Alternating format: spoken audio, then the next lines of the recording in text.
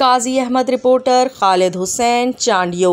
काजी अहमद में कौमी शाहराह पर LPG गैस सिलेंडर की दुकान में गाड़ी में गैस भरने के दौरान अचानक आग लगने से धमाका, दुकान जलकर तबाह।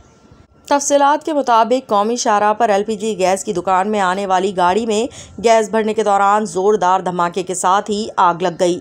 देखते ही देखते आग ने जोर पकड़ लिया, जिसके बायस गैस सिलेंडर फटने से आसपास मौजूद गाड़ियों को नुकसान पहुंचा। धमाके के बायस आग ने दुकान को अपनी लपेट में ले लिया। धमाके की आवाज़ दूर दूर तक सुनाई दी गई, जिसके बायस लोगों में खौफ व हरास फैल गया। आग लगने के बायस कई सिलेंडर धमाके से फट गए, जबकि मजीद सिलेंडर धमाके से फटने का अंदेशा है। जिला भर से फायर ब्रिगेड गाड़ियां और अमला तलब कर लिया गया और आग पर काबू पा लिया गया है।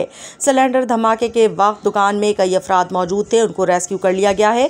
खुशकिस्मती से वाक़े के वक्त मौजूद लोगों को मामूली नौयत की चोटें आई हैं।